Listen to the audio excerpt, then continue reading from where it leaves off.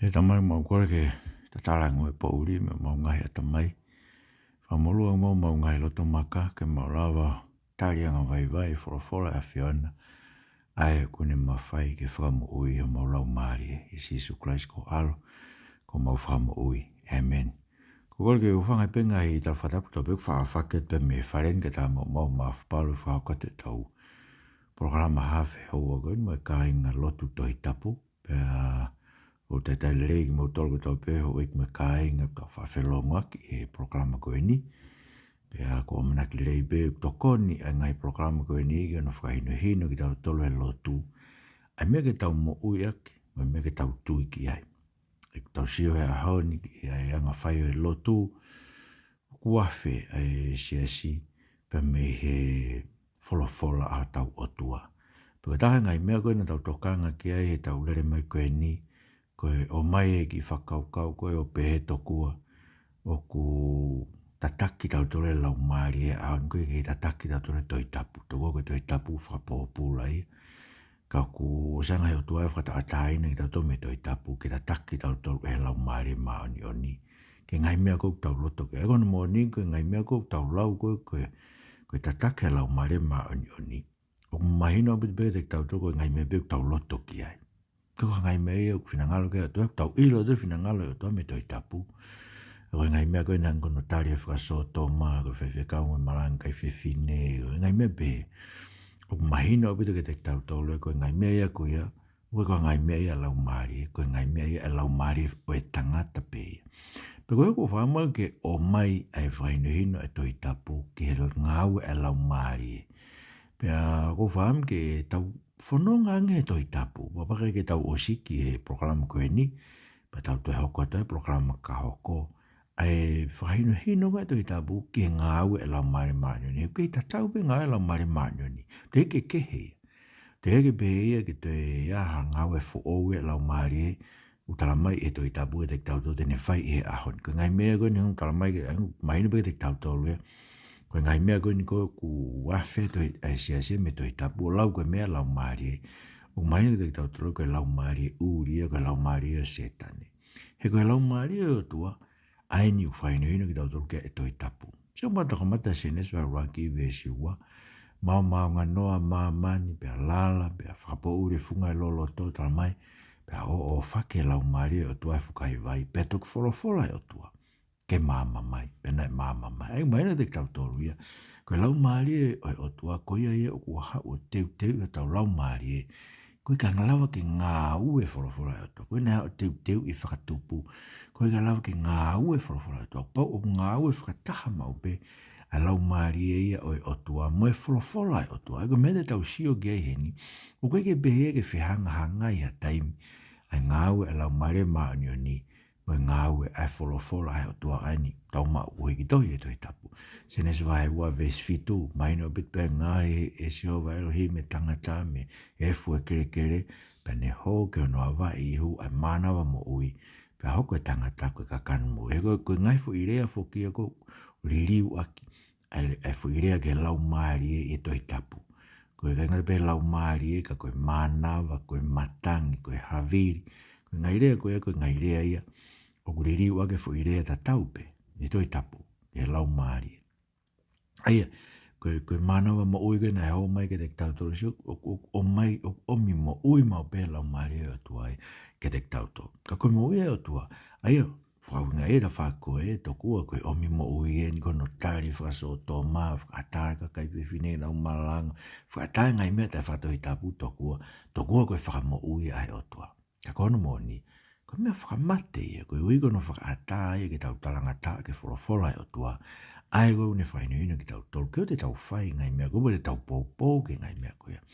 Koe senes waheo no, maina upitu ko lahi, ai whai kovi e tangata pia wholofola rewa si hova.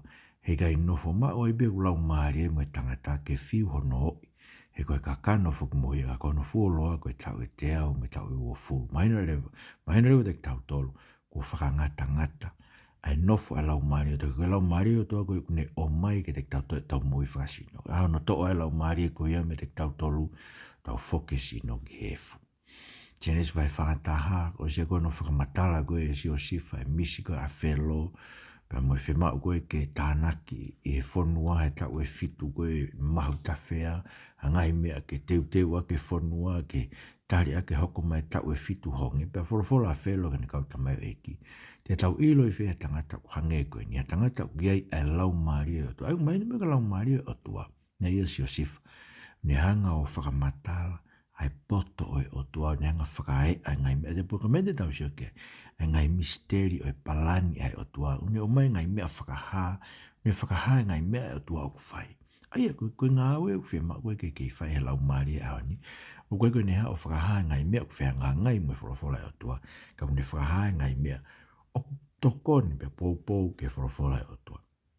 Ek soto vai tol tahaves raki ke nima, o kumaina ki te tau tolu, sa mai ko ui hingoa pe sariri ke whoha o uri, koe whoha o hua e matakari o siuta pe ko tau maringi ke te ia e Laumalie o tua, ke whakapoto mo whakatamai, mo whakaloto matala, mo whakahala fua, ke ne whakaukau i anoanga o ngai mea, pe ke tufunga koula mo siriva mo kapa, pe ke tongi maka fono, pe ke tongi akau, ke whai ngawe ke toa pe whai ngata. Ia, so e ngawe Laumalie o tua ne o mai e poto ke whai ake ngai ngawe ai o tua ne anga whukotu. Ai, tatau bema me koni tau sio ai, ia sio sifa he kuonga koe o whelo, koe mea tatau beni, ange he o tua ke ongo tangata koe ko pesariri mo ahori api koe ke ngahi ake tāpane kare toa wha. Ai, o Laumalie o tua ne o mai e poto ke whai ake ngai ngawe, kwotu e o tua ke whai. Ai, koe whahawhi, koe ngawe koe na whai sio sifa, koe whai ke whamo uia mamani. Koe ngawe koe na whai koe e a pesariri whohauri, ko no whakotu o no langa e a whio anga o tua, ke a whio e matalotolotonga mamani. Kei ngatai o no mimba vai tātaha, rofola si hove ka Moses, tāna ki mega te au hatoko fitu ngā fulu he mātua isteri. Hani ihi ku ke ilo koe mātua e kakai o ofisa ke te kinautou, pete ke omi kinautou ke te nit whiloa ke anga, ke nau tutu ai whataha mo koe, pete warui fuarea mo koe iai, pete uwahe i me Laumalie guia te koe o ai ke te kinautou, pete nau kau mo koe i he fua e mamafa e kakai, o oua te ke fua toko tāpe. Ai maina pete koe Laumalie whakatauhi kakai. Ne launga Moses ko i lahe launga kakai ki ai pawa ke ne lava e ke whakaai ngai mea ku hori kai kakai. Pe ane wahe o tua o to e Laumalie ko mea wahe ke mātua toko fitu ngā furu ko ke nau whai e tauhi o e kakai o tua. Aia, ko no whawhanga Laumalie, ko no tauhi Laumalie e kakai o tua. Koe ngā ue o whahe Laumalie te tautau. Umai peka te aua e whakaukau o kure ake paula e ngāi vai wanoa. Koe Laumalie maño nikna ne ui pa ne whakanofo. Ai kau mātua koi Efeso ke nao koe kau tauhi o e siasi o tua. Aina ne whakatau akan tātaka whakaukau tātau. E kumai Laumalie maño ni koe Laumalie whakatauhi sipi ke tau lawa whai ake tauhi kakai. Tauhi ake si kakai o tua ke lawa whawhanga Laumalie ki nau tolu mo whai hona tauhi Laumalie. Ko sa miolo vai ua tolu, vesi ua mai tolu, koe rea tuku a te vita. Laumalie o si hova ne whorofora i hoku loto, pe koe ne whakapō ki tua na i hoku erelo, na i pehe ai o tua o Israeli, ko makatu o Israeli ne whorofora mai, ko hapure ki a tangata, ko hawhai to tonu ena, ko hapure a pasia ki he o tua. Mai no bete te tau tolu, e whawai te vita, koe Laumalie o tau neanga whakareha ia.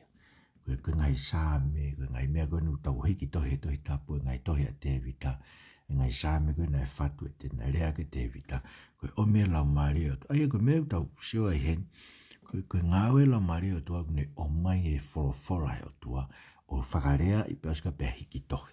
Ai whorofora o tua te tau tui sio ki ai amuyang, e whakafo o mea tatau pia. Koe mea kurea ke a te vita, tau sio e ke whatongia e Laumalie o si hova, ni anga o mai e ne whorofora whakarea, e ne whorofora e te vita. Koe kurea ke pesi isu, te tautau Laumalie i a te vita, ne rea ke sāme te au hongo furu, ko vesu raki moe ua, mamata te vita ke hono e ke eiki, mohono eiki, ne whorofora ke hono eiki, e ke nofo koe au tō matau, kai oa ke ungahi o ngai whiri kotu ngā vai. Aia, koe ngāwe Laumalie, ko hono whakarea e whorofora o tua pe aspehi ki tohi.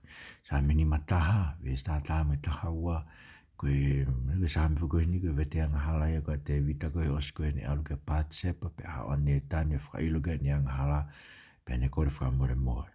Pe ne whai e sami koe ni pa koe vesta tame tahawa pe oe kapusia me whi ao mo koe. Pe ko Laumalie tapu oe teke ave. Koe fia ho whakamo ui whafokia kita. Kai pōpō wau e ha Laumalie tau atai. Ai maina bita ke te tau tolu. Koe Laumalie oi otua koe au ne omi e fia koe hea usia e whakamo ui ai otua. Sio koe whakamo ui ai otua koe ia o mai he Laumalie ai te tau loto. Koe ka mea ni hao ni te whaino ino i ha mea ke. I kai koe kono Laumalie ne o mai e fia e whakamo ui. Koe mea ne whakaam kia te vita. Sam te au mawha, wesu wahi wā mui tolu noa.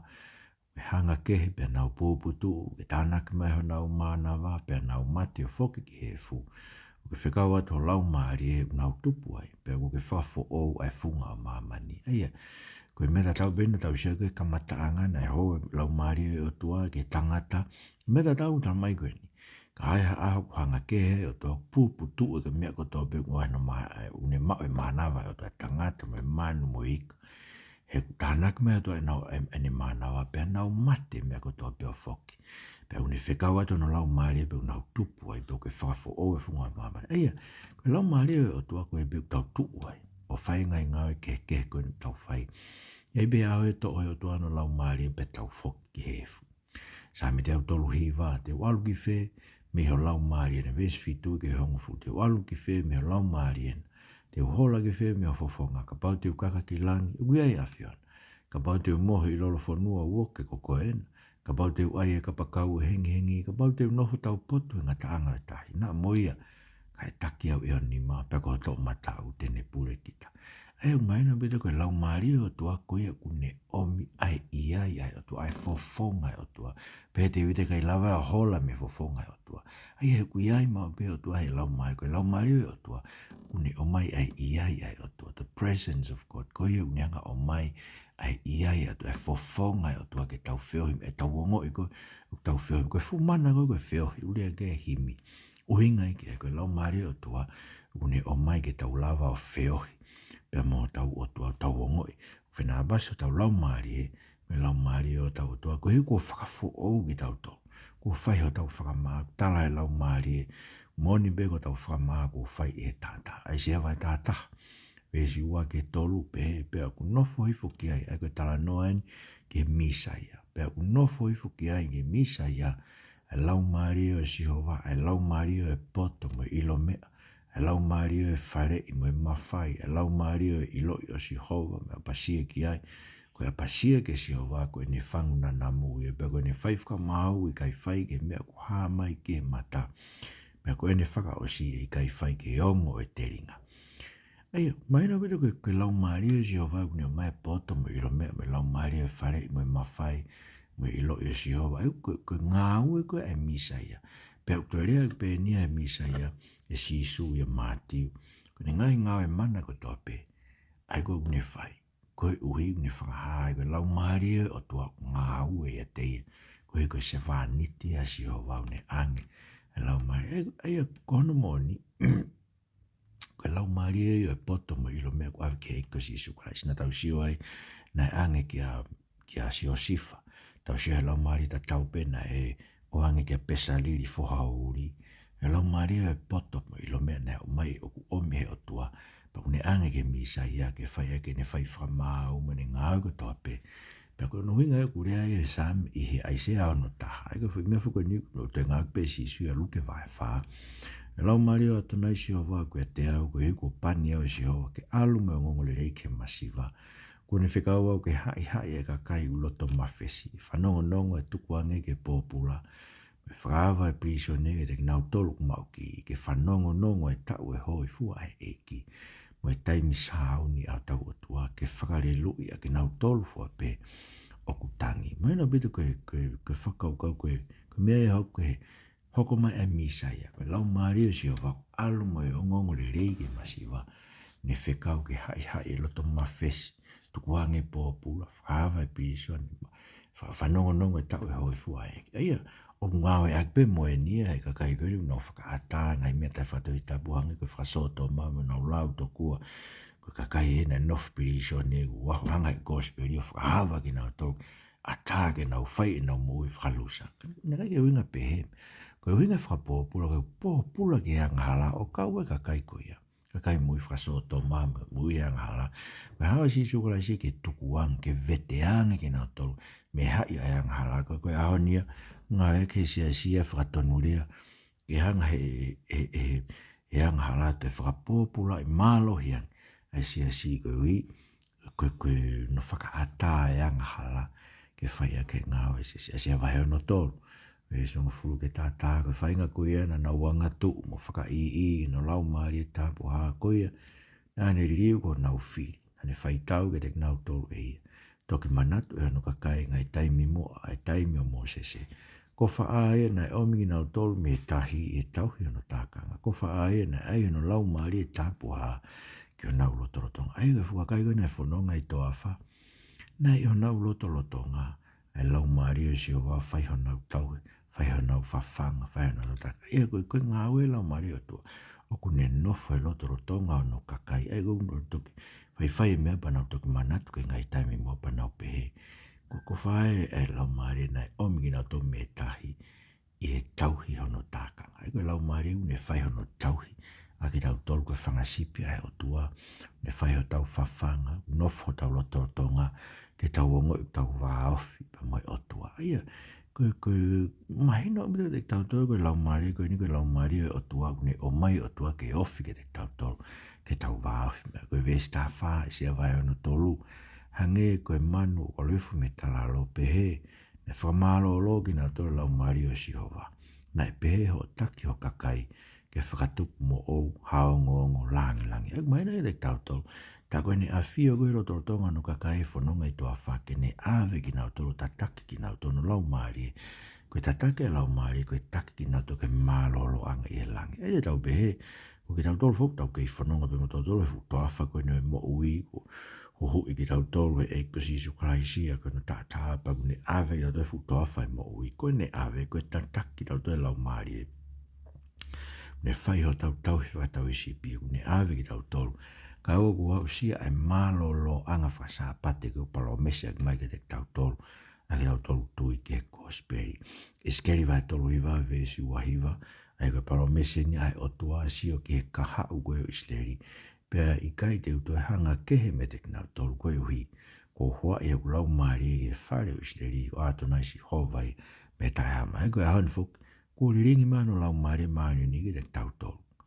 Ai koe whare o isleri, a ki tau tolu koe ko ato whakakau kunuki ki tau tolu koe mea tau tui ki eiko si sukara si kulawa i tau tolu koe hako e parahami. Tau mai Laumalie o tua, pukra mai ki to e hanga kehe me te tau tolu a tau o tua. Koe tene hanga whakahino hino ki tau tolu, ke ene wholofola. Ai koe mea o kuanga he kakai a honi o tō ke he. O nau pe, koe inga kai toi hanga ke he, kune hanga ia whakaata ngai mea tai whakatohitapu. Ka kui kai. Koe inga kai kene hanga ke he, he tene tōkanga ke te tau tō, pa tene whakaino hino ki tau tō ke ene wholofola, pa tene hanga tau sio ke ine a koe ke whakafo ou. Koe ngai paro mesko ine whakamotua, whakakato he kua ngai whakafo ou. Daniela vai ruaki, ma Daniela vai ua, ai o meta tau in koe na tau sio ai koe a sio sifa, ai poto ange he o tua, ke whai ake ne ngā au e koe ispite, koe meta tau na tau sio ai pesaliri foha o uri i toa whau, ne ange Laumalie e poto ke whai ake ngā au no langa teniti, meta tau pe, ne ange ke Daniela mono ngai kau ngā mea, ai a koe ange o poto o tua ke te kina toki no hanga whakamatala, ai palani whakaofo ai o tua ke no pure, angai o whakamatala whake Daniela, ai mea hoko koe ni koe ngai pureanga hoko pea au ke hoko mai e pureanga o tua ke pureanga i e tu o taingata pea e nei o sko no whamatala koe Daniela koe mea ke tu i ke ne kanesa pea wholofola e tu i ke Daniela pe tā ko mo o tua koe o tua ngai o tua pea koe eike ngai tu i pea koe tatala ngai mea ku fufu koe ui koe ke mawhai ke vete a misteri koe ia koe ngai misteri koe ai o tua koe Tohitapu E waka ta ngai misneri ke hea an papa ua ngai mea ko mai ko ngai mea pe o mai ke tokoni ki tau tol ke mahino ngai Tohitapu. Ko he tau ilo kua whakakakato mea ko toa pe o toa Tohitapu ia kalaisi. Ko no hinga tau ilo ke te hapalo mesma te ha misteri ke he ke te tau tol. Ko o mai Laumalie ia ahoni hange ko no anga so sifa hange ko no anga ke pesaliri hange ko no anga Taniela mno ngai kau mea. O ko mai no Laumalie ahoni ke neanga o whakaina ino ke te tau tol, o tatara ke te tau tol, o hinga ene wholofola. Koe ke tau whanonga, i e maama koe o ene wholofola, he ku ngā oe whakataha mau be ene wholofola, mono Laumalie. Ko luke vai ua ki rewa, mai no ngā oe Laumalie i alo i koe o misaia, tari angelo ke mere o pehe, e hoko mai Laumalie mai no ni ka te koe, pe whakamalu malu ko e mafio e ki tau potu, pe koe e ui e hako tapu te ke whaere i koe alo e otua.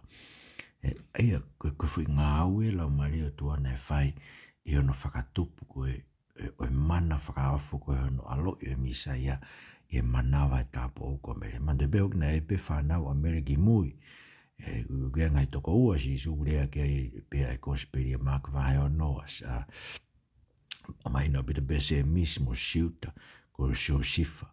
Pe mo sai mone, ko ngai toko ua ia sio sifa, pena e mono whanga o sisu, pena e mono whanga tō whawhini. Kaike, ka kono alo i koe sisu, no whatu koe sisu, he manawa koe tāpo au. Ne whai he Laumalie mai no nie fwoi ngai tatau koe na ne whai he kamataanga, e ne anga o whaki i koe mea e mau ngā noa pia whai fwoi wholofora pia mo ui, pia iere e mama mai, mea tatau nani o whaki e manawa mere, pe hoko mai wholofora o ai ka kanu i e manawa o e tāpo. O luke vai tō luwe si tāno, mai nere te tau tolu, koe ngāwe koe hoko mai si isu o whai koe tene baptaiso ki tau tolu, a ke Laumalie maani. Kala mai sione i te tau tolu, ko tō pe koa ko baptaiso ki mo tolu a ke vai. Ka kua ua tō taha mālohi e te au, ko tō taha wikai te utau ke vete e no ono topu wae.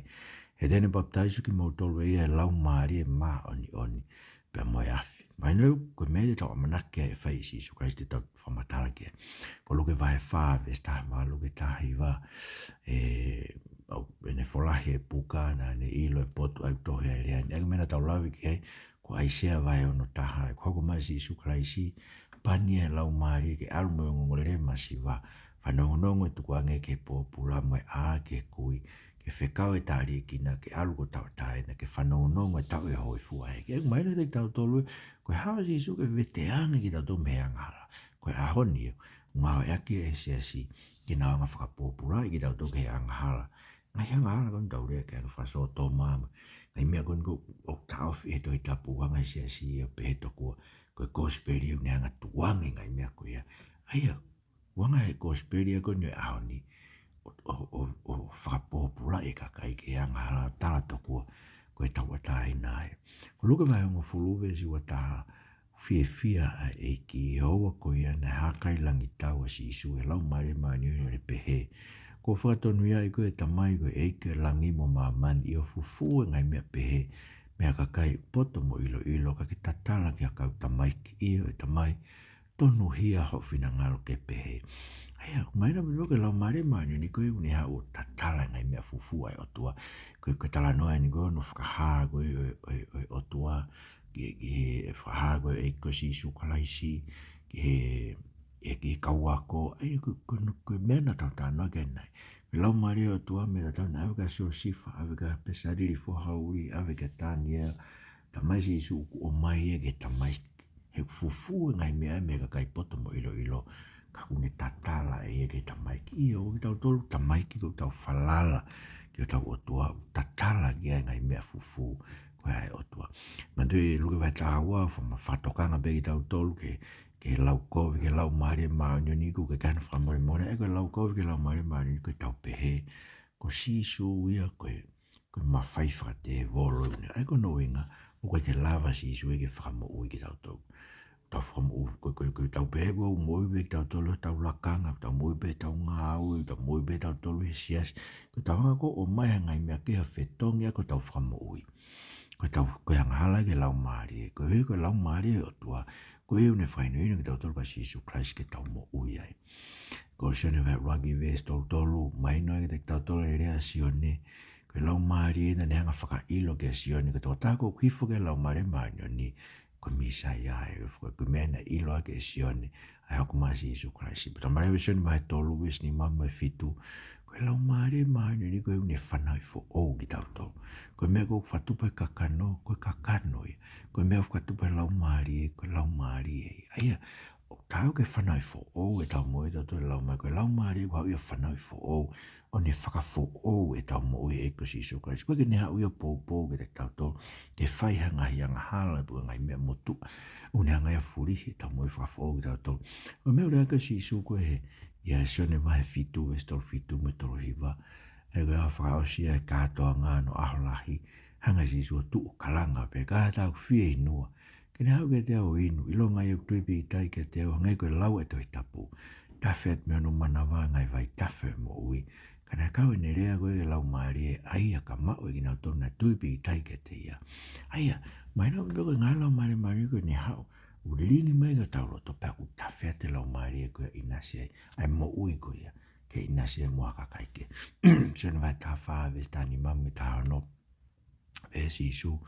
Mo tolu ofa ke te au tau e ngai whekau, te utala ke ta mai pa tene fua ke Laumalie. Ego Laumalie o tōku hau, o whakaloto lahi i tau tolu kou tau ofa ke o tau he ne ngai whekau. Si o mai no me to pe, ai whekau ake a Laumalie, mo ngai whekau, mo e whorofora e tō, koe ke hau i whakawhepaki e whorofora, kau kau pōpō ke whekau ai o tua. So na vai ta whaves taha o vesi wano, koe tau kapo o Laumalie mo ni o whekau e ta mai o kui ngoa tō tāko ia.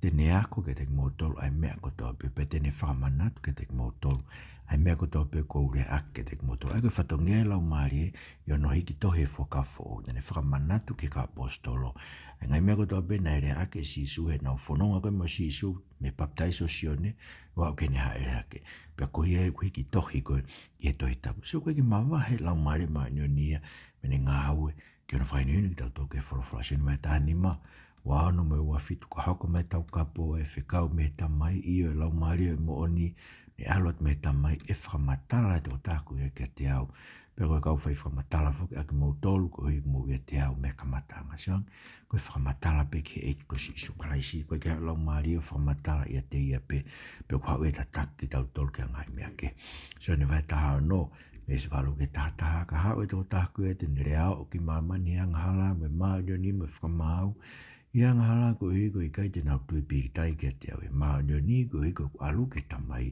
pe i kai te mo ke siu ke te au pe whakamau ko i ko whamau ia e ke mama ko ni e whakamanatu ke te tau Laumalie ko si whamau e ke mama ko ni ko si veteanga ki tau tau mea ngala ko i ke tau mo i ma e ko si Yesu Christ so vai taha no tātoro i tāni mana tau lau ke tau proklama ko osi o hao e tō tāko ia e Laumalie mo ni ke tataki mo tolu ke mo oni ono koto ka koe hai mo oni so ni vai tā fitu ves tā fitu whakatapui ki nau tolu i he mo oni koe wholofola au koe mo oni mai no bitu pe koe mea tataki tau tolu ke he Laumalie koe tataki ki tau tolu ke he mo oni koe wholofola he otua ko ngāwe wahe ua manu hifo koe Laumalie mani oni hifo melewe Laumalie mani oni o ngāo he siasi tau hoko rewa ki tau toko e tempare o toko meu tala noe ka Paula ko moutolu ko tempare o toko langaki ki moutolu lau ki apita ko whare Laumalie a te ngai whilau Laumalie tama rewa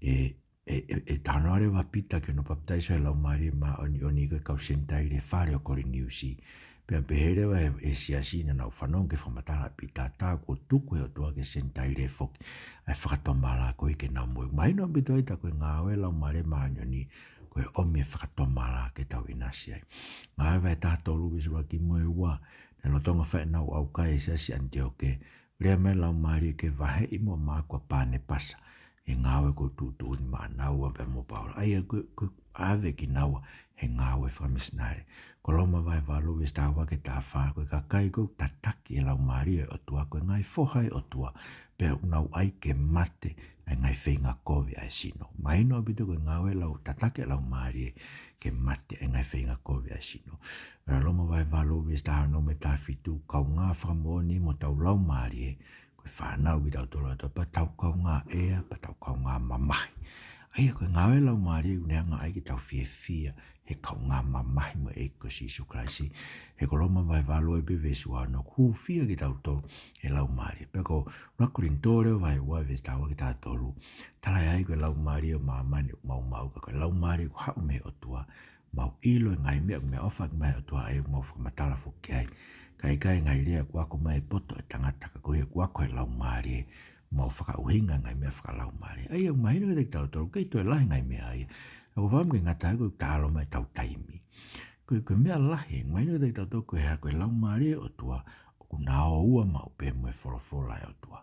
So tau whaosia ura kurinto vai ua vestawa me tā tolu. Koe ngata beha e laumarie a au, whakamahino mai ka te tau tolu, e ngai mea fufu e o tua hene wholofola. Ka kuneanga whuko mai ngai rea ki tau whakamatala aki. Ai wholofola koe, ai au kai bege a taimia. E whehangahanga ia Laumalie o tua, mo e wholofola ai o tua, e ki to koni mai, ke pehe mo e anga e mau tui, mo e anga e mau mo ui, e māmaha Laumalie, e Sisu Christ ko mau wha mo ui, amen. Marau beti mo mea mai, mo mea tua whāt.